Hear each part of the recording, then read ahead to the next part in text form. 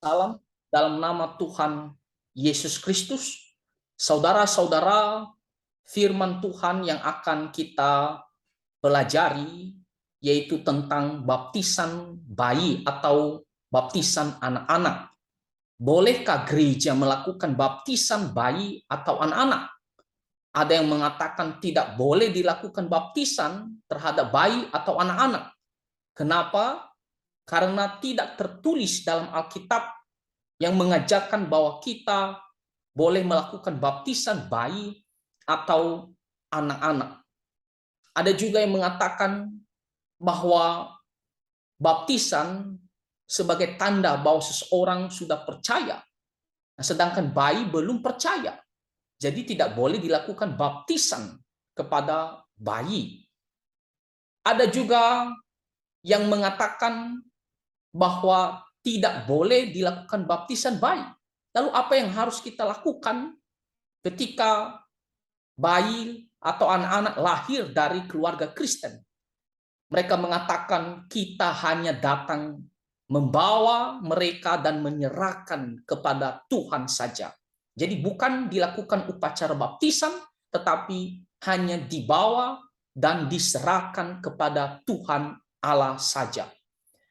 Nah, saya mau mengatakan untuk alasan ini tentunya juga tidak ada dasarnya di dalam firman Tuhan secara tertulis yang mengatakan bahwa kita hanya membawa dan menyerahkan bayi kepada Tuhan Allah saja. Ada yang mencoba mengutip ayat firman Tuhan untuk mendukung argumentasi ini, tetapi juga adalah salah. Mereka mengutip di kitab Lukas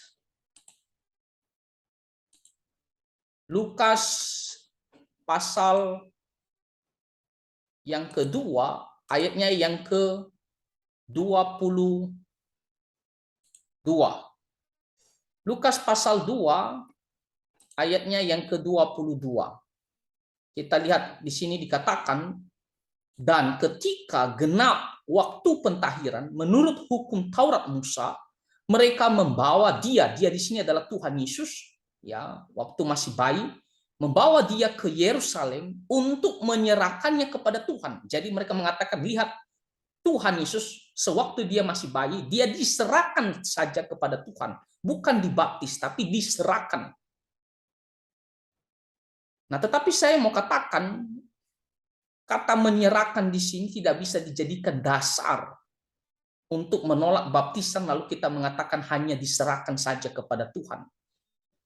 Kenapa? Karena konteksnya di sini yang diserahkan di sini adalah semua anak sulung. Lihat di sini, anak laki-laki yang sulung. Nah, lihat ayat yang ke-23. Seperti ada tertulis dalam hukum Tuhan, semua anak laki-laki sulung harus dikuduskan bagi Allah. Jadi konteksnya, kenapa Tuhan Yesus diserahkan ya di ayat yang ke-22? Karena dia adalah anak sulung laki-laki.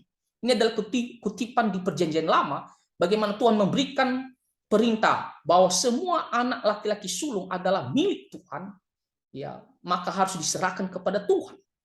Jadi ini bukan berbicara secara general bayi, anak yang kedua juga, anak yang ketiga dan semuanya, bukan.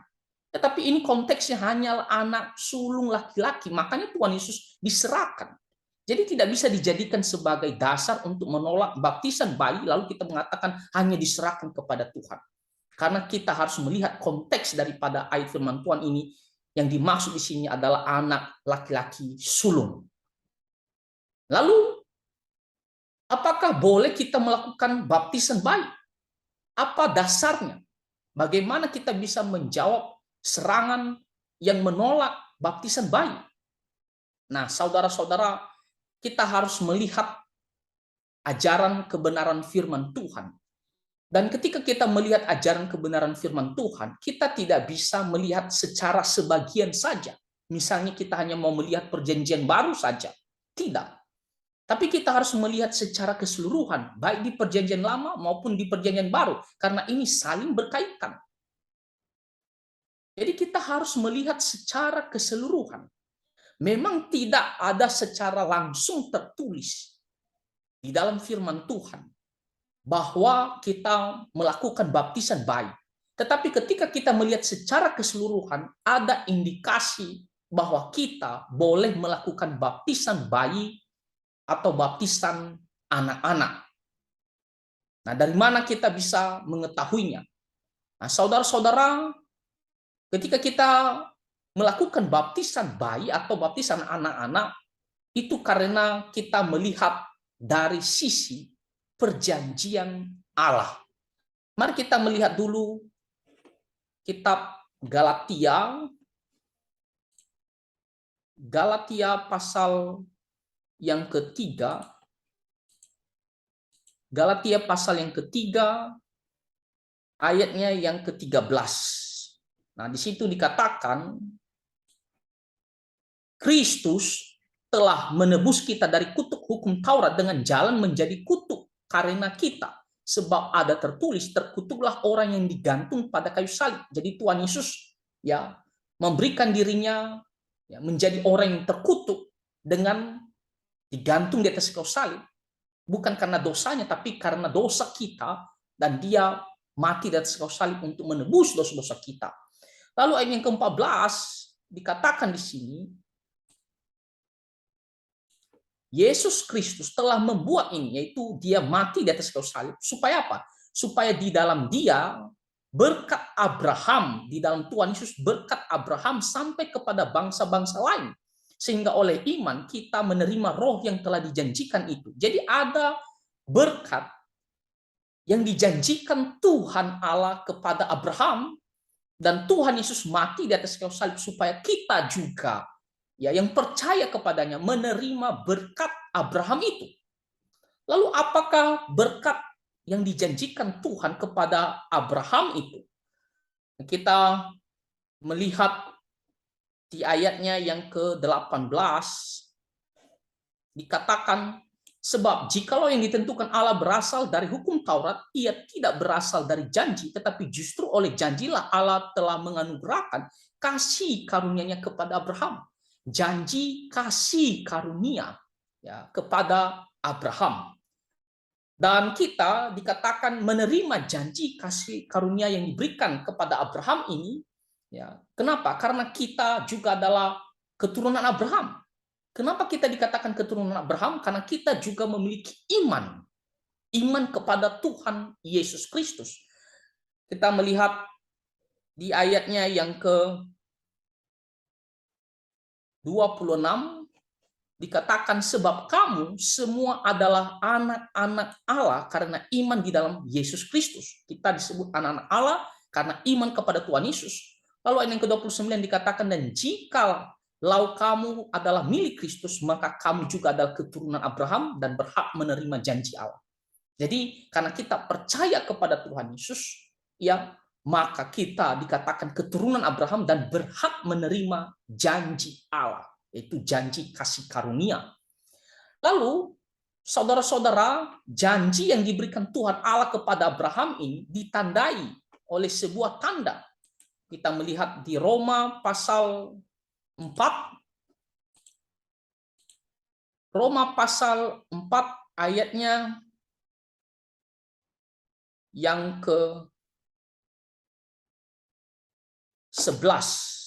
Roma pasal 4 ayat yang ke-11 dikatakan di sini, dan tanda itu dan tanda sunat itu diterimanya sebagai meterai kebenaran berdasarkan iman yang ditunjukkannya sebelum ia bersunat. Jadi tanda perjanjian Allah kepada Abraham karena dia beriman, yaitu dengan diberikan sebuah tanda, yaitu tanda sunat. Jadi ada sebuah tanda, yaitu tanda sunat ya, sebagai meterai kebenaran berdasarkan iman. Jadi sunat ya sebagai meterai kebenaran berdasarkan iman. Ya. Nah, sekarang kita mau melihat bagaimana Tuhan memberikan perjanjiannya kepada Abraham. Kita melihat di kitab Kejadian pasal 17. Kejadian pasal 17 ya, ayatnya yang ke-7. Nah, dikatakan di sini ya, awal mulanya Tuhan memberikan perjanjiannya kepada Abraham. Aku akan mengadakan perjanjian antara aku dan engkau serta keturunanmu turun-temurun menjadi perjanjian yang kekal, supaya aku menjadi Allahmu dan Allah keturunanmu. Nah, lihat di sini dikatakan Tuhan memberikan perjanjian, ya, perjanjian kepada Abraham, ya, antara aku dan engkau. Lalu yang menariknya di sini dikatakan bukan hanya kepada Abraham, ya, tetapi juga kepada keturunannya, ya, menjadi perjanjian yang kekal. Jadi kepada keturunan juga. Lalu dikatakan, ya, di ayatnya yang ke-10, inilah perjanjianku yang harus kamu pegang, perjanjian antara aku dan kamu serta keturunanmu, yaitu setiap laki-laki di antara kamu harus disunat. Jadi yaitu tandanya disertai dengan tanda sunat. Lalu dikatakan bukan hanya kepada Abraham, ternyata kepada keturunannya juga. Lihat ayat yang ke-11 dikatakan, haruslah dikerat kulit khatammu dan itulah akan menjadi tanda perjanjian antara aku dan kamu. Lalu bagaimana dengan bayi, anak-anak? Nah, dikatakan di sini, anak yang berumur 8 hari haruslah disunat. Yakni setiap laki-laki di antara kamu turun-temurun, bayi yang lahir di rumahmu maupun yang dibeli dengan uang dari salah seorang asing tetapi tidak termasuk keturunanmu. Nah, di sini dikatakan ternyata bayi juga, ya, harus disunat pada hari ke-8 sebagai tanda perjanjian Tuhan. Ya. Nah, dikatakan tadi di Roma pasal 4, ya, ayatnya yang ke-11 bahwa sunat adalah sebagai meterai berdasarkan iman. Ya, tanda, ya, sebagai meterai berdasarkan iman. Nah, berdasarkan iman. Pertanyaannya adalah, kalau Abraham kita mengatakan ya dia percaya, ya dia sudah memiliki iman, makanya diberikan tanda sunat dan dia menerima, ya, janji Tuhan Allah, berkat daripada Tuhan Allah. Lalu bagaimana dengan anak-anak? Apakah mereka sudah memiliki iman sehingga mereka disunat juga? Tapi di sini Tuhan mengatakan mereka harus disunat pada hari, ya, yang ke-8. Dikatakan anak yang berumur 8 hari haruslah disunat. Tetapi belum memiliki iman. Tetapi kenapa Tuhan mengatakan harus disunat? Jadi iman yang mana yang dipakai di sini? Apakah iman anak itu, bayi itu yang baru berumur 8 hari? Tentunya tidak. Tapi iman apa? Iman Abraham, iman orang tuanya. Makanya anak ini disunat dan juga dikatakan menerima perjanjian Tuhan. Kasih karunia Tuhan. Jadi kita melihat di sini anak-anak belum memiliki iman tapi sudah disunat, ya, sebagai tanda bahwa dia juga memiliki perjanjian atau kasih karunia Tuhan, berkat, ya, dimilikinya juga, ya, berkat dari Abraham. Nah, saudara-saudara, ini memberikan kita sebuah pengertian bahwa bayi menerima kasih karunia Tuhan memang bukan berdasarkan imannya sendiri, tetapi berdasarkan iman orang tua, atau dalam konteks ini adalah Abraham. Ya. Nah, sekarang kita mau melihat firman Tuhan di kitab Kolose pasal 2. Kolose pasal 2. Kolose pasal 2 ayatnya yang ke-11.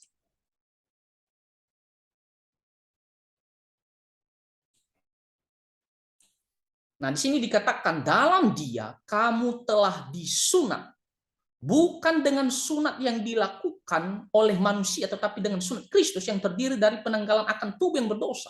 Nah, di sini dikatakan kita sekarang bukan lagi disunat, ya, bukan tandanya dengan disunat, ya, bahwa kita memiliki, ya, berkat dari Tuhan Allah, ya, berkat Abraham, ya, kasih karunia. Bukan dengan sunat yang dilakukan oleh manusia, artinya bukan lagi sunat yang seperti pada masa Abraham, tetapi dikatakan di sini sunat di dalam Kristus.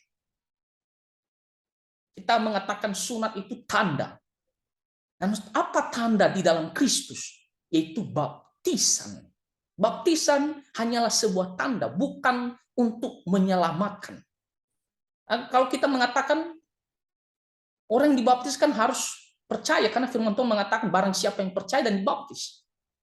Ya, tapi bagaimana dengan bayi yang lahir ya dari keluarga orang Kristen? Ya tentunya sama dengan sunat tadi, bukan berdasarkan iman anak itu, tetapi berdasarkan iman orang tuanya, mereka dibaptis.